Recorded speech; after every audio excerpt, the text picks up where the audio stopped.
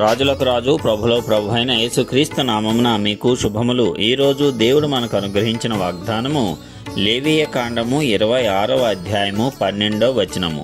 నేను మీ మధ్య నడిచెదను, మీకు దేవుడనయ్యుందును, మీరు నాకు ప్రజలయ్యుందురు. ప్రియులారా, ఈ వాగ్దానాన్ని మనం గమనించినట్లయితే దేవుడు చెప్తున్నటువంటి మాట, నేను మీ మధ్య నడిచెదను, మీకు దేవుడనయ్యుందును, మీరు నాకు ప్రజలయ్యుందురు. మరి మనము దేవుణ్ణి గనక అనుసరిస్తూ వెళ్తూ ఉన్నప్పుడు దేవుడు మన యందు సంతోషించినట్లయితే దేవుడు మన మధ్య నడుస్తాడంట. ఎప్పుడూ కూడా దేవుడు మనలను కనిపెట్టుచూనే ఉన్నాడు.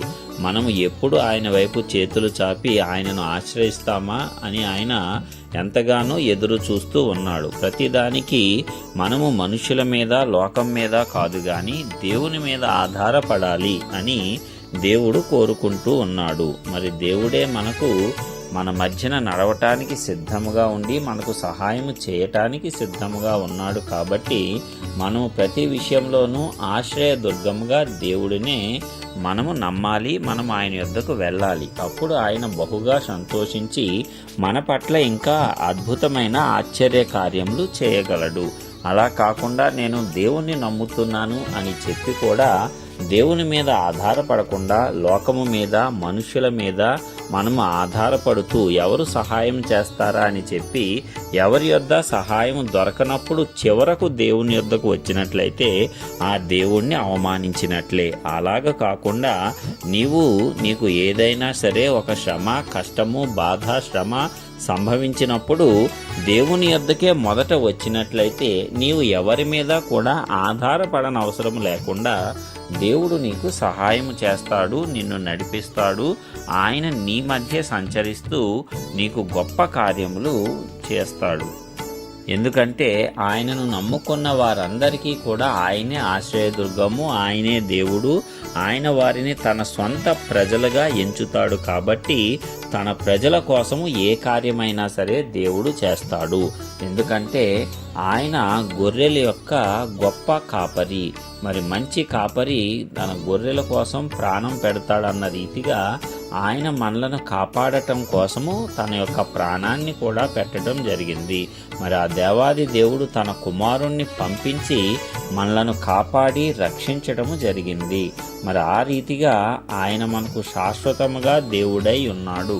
అలాగే మనము ఆయన యొక్క పిల్లలమై ఉన్నాము. క్రీస్తు ద్వారా మనలను ఆయనకు కుమారులుగా, కుమార్తెలుగా, స్వంత స్వాస్థ్యముగా ఆయన ఏర్పాటు చేసుకొని ఉన్నాడు. మరి దేవుడు గనక మన మధ్యలో ఉన్నట్లయితే మనకు ఎలాంటి అపకారము జరగదు కదా. మనము ఏ విషయంలోనూ కొదువ కలిగి ఉండము కదా. దేవుని సన్నిధానంలో ఎల్లప్పుడూ కూడా సమృద్ధి ఉంటుంది, ఆరోగ్యం ఉంటుంది, ఐశ్వర్యం ఉంటుంది, ఘనత ఉంటుంది, సంతోషము, శాంతి, సమాధానము ఉంటాయి. మరి అలాంటి దేవుని యొక్క సన్నిధానము సదాకాలము మనతో ఉంటే మన జీవితాలలో కూడా ఇవన్నీ నెరవేరుతాయి. మనతో పాటు మన కుటుంబానికి, మన చుట్టూ ఉన్న వారందరికీ కూడా ఇదే రీతిన దేవుడు ఆనంద సంతోషాలను కలుగజేస్తాడు. జీవితం ఎల్లప్పుడూ నెమ్మదిగాను, స్థిరముగాను కొనసాగటానికి ఆ దేవుని యొక్క సన్నిధానము మనకు ఉపయోగపడుతుంది. మరి దేవుడు మన మధ్య ఉండి ఆయన ప్రజలుగా మనము నడుచుకున్నట్లయితే ప్రతి విషయంలోనూ మనము లోకము కంటే అత్యధికముగా జీవిస్తాము. లోకము నుంచి ప్రత్యేకపరచబడి గొప్ప జీవితాన్ని మనము జీవించటానికి అవకాశం ఉంటుంది.